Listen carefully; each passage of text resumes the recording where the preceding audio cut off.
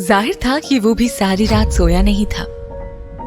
करण hangover से भारी हुए अपनी सर को पकड़कर लिविंग रूम में बैठा हुआ था।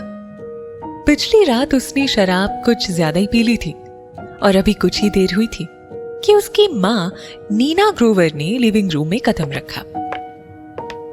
उन्होंने अपने बेटे को उस हालत में देखा तो वो जल्दी से उसके पास गई और चिंता से पूछा, क्या हुआ? सिर में बहुत दर्द हो रहा है? नींबू वाली चाय पियोगे? हैंगओवर खत्म हो जाएगा। करण ने हाँ में सिर हिलाया। नीना ने फौरन अपने नौकर को बुलाकर कहा, करण बाबा के लिए नींबू वाली चाय लेते आओ और अच्छे से बनाना। यस मैडम, कहकर उनका नौकर चाय बनाने चला गया। नीना ग्रोवर की उम्र कोई 50 साल की होगी, फिर भी उन्होंने अपने आप को बहुत अच्छे से मेंटेन कर रखा था। उनकी आंखों के आसपास आई हल्की झुर्रियों ने भी उनकी सुंदरता को कम करने के बजाय उनमें एक अलग ही तरह की खूबसूरती और आकर्षण पैदा कर दिया था। इतना ही नहीं, नीना उम्र में चाहे जितनी भी हो, उनका दिल अभी भी एक लड़की जैसा था। नीना लिविंग रूम में ही करण के पास बैठ गई और रिमोट लेकर टीवी चालू कर दिया और समाचार देखने लगी। टीवी का वॉल्यूम तेज होने की वजह से करण इरिटेट होने लगा।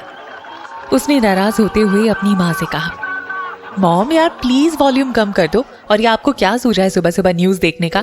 यहाँ मेरा दिमाग खराब हो रहा है और आप हैं कि। नीना ने टीवी का वॉल्यूम कम करते हुए करण को अच्छा फील कराने के लिए उससे पूछा, कल की प्राइज गिविंग सेरेमनी मजेदार थी या नहीं? लेकिन करण ने अपनी माँ की बात सुनकर भी अनसुना कर दिया।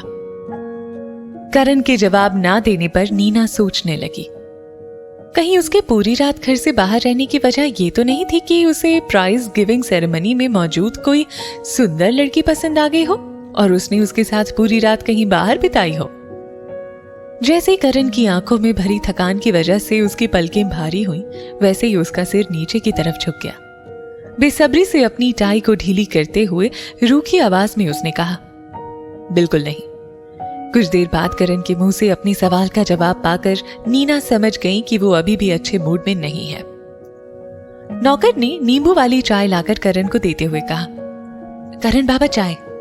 करण ने सामने पड़े टेबल पर चाय रखने का इशारा किया।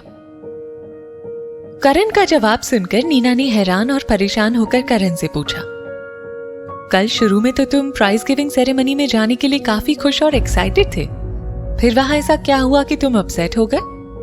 नीना अपने माथे पर शिकन को आने से रोक नहीं पाई। करण ने नींबू वाली चाय पीते हुए और अपना माथा धीरे से मसलते हुए कहा, अगली बार से मुझे मत भेजना। जाहिर है वो पिछले दिन की प्राइज गिविंग सेरेमनी के बारे में बात कर रहा था, जहां उसे आखिरी समय में अचानक से जाने के लिए बोला गया था। नीना ने अपना सिर जोर से हिलाते हुए कहा, हाँ, अगली बार ऐसा बिल्कुल भी नहीं होगा। ये सारी गलती तुम्हारे बड़े भाई की थी, जो कल अचानक फोन कॉल रिसीव करते ही बाहर चला गया था। नीना ग्रोवर के 4 बच्चे थे। करण उनका सबसे छोटा बेटा था और साथ ही सबसे लाडला भी। पूरा मुंबई शहर ये जानता था कि ग्रोवर फैमिली में अगर कोई है जिससे जितना हो उतना दूर रहा जाए तो वो था घमंडी और रिजर्व नेचर वाला और अनोखी सुंदरता का मालिक, उनका सबसे छोटा बेटा करण ग्रोवर, जो शुरू से ही सबके लिए एक रहस्य जैसा रहा है। नीना करण के बड़े भाई की बुराई कर ही रही थी कि वो खड़ा हो गया और ऊपर अपने कमरे में जाने लगा। वो पहला कदम उठाने ही वाला था कि नीना ने उसे रोकते हुए कहा, बेटा तुम्हारे पापा ने मुझे एक प्राइवेट स्विमिंग कोच रखने के लिए कहा है, ताकि तुम्हारी पानी में चक्कर आने वाली प्रॉब्लम दूर हो सके। करण ने बिना कुछ सोचे उन्हें मना करते हुए कहा, नहीं। उसे अभी ये सारी बातें बिल्कुल अच्छी नहीं लग रही थी, ये उसके चेहरे पर साफ झलक रहा था।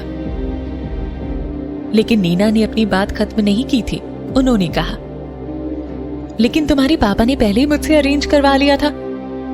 और ठीक उसी समय टीवी पर चल रहे समाचार में एक जोरदार आवाज के साथ एंकर ने फटाफट खबर पढ़ी, number 7 swimming athlete Sanjana Arora ने महिलाओं की 200 मीटर फ्री स्टाइल कॉम्पिटिशन का खिताब जीत लिया है। लाजवाब तरीके से उन्होंने सभी को पछाड़ते हुए पहली पोजीशन हासिल की है। नीना ने टीवी विजुअल्स में देखा संजना अरोड़ा स्क्रीन पर दर्शकों की तरफ हाथ हिलाती नजर आ रही थी। उसकी तरफ इशारा करते हुए नीना ने करण से कहा, उधर देखो, वो लड़की देखो, उसकी स्विमिंग कितनी बेहतरीन थी। ना सिर्फ उसकी स्विमिंग बल्कि वो भी कितनी सुंदर है, और उसका फिगर तो देखो। अमेजिंग है ना? और ऐसा भी नहीं है कि अगर वो तुम्हारी प्राइवेट कोच होगी तो तुम्हें उससे कोई फर्क पड़ेगा, ठीक है ना? नीना की बात सुनकर करण की भी नजर संजना पर पड़ी, जो उस समय टीवी पर दिख रही थी, और ऐसा करते ही उसके कंधे वहीं के वहीं जम गए।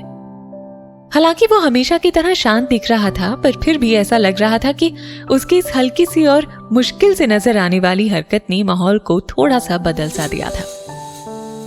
थोड़ी देर रुक कर उसने कहा, आप लोगों के ऊपर है। अपनी बात खत्म करते ही करण ऊपर अपने कमरे में चला गया। अचानक करण के बदले इस व्यवहार से नीना पूरी तरह से चौंक गई थी। नीना सोच रही थी, अभी तो ये लड़का इसके लिए गुस्से से मना कर रहा था, फिर तुरंत मान कैसे गया? मुझे तो लगा था कि करण को मनाने में कुछ टाइम लगेगा। आखिरकार उसका ये घमंडी बेटा आसानी से मानने वालों में से नहीं था। सच में उसे स्विमिंग सिखाने के लिए एक सुंदर लड़की को ढूंढना आखिरकार एक सही फैसला है। सुंदर, सुशील और आकर्षक। मिसेस ग्रोवर का दिल कभी कभी अंदर ही अंदर बचकानी हरकतें भी करता था, और उसी हिसाब से अभी उनकी तिरछी आंखों में इसी समय ऐसी चमक थी जो अंधेरी रात के काले आसमान को भी रोशन कर दे। यहाँ बस इतना ही। आगे की कहानी जानने के लिए सब्सक्राइब करें पॉकेट एफएम चैनल को और बेल क्लिक करके अगले एपिसोड का नोटिफिकेशन पाएं। लेकिन आप सारे एपिसोड अभी सुनना चाहते हैं तो डाउनलोड करें हमारा pocket FM app. Link description में है, जहां आप पाएंगे इस शो के सारे एपिसोड्स और साथ ही इसके जैसे और भी बेहतरीन शोज। तो देर किस बात की, अभी डाउनलोड करें पॉकेट एफएम ऐप।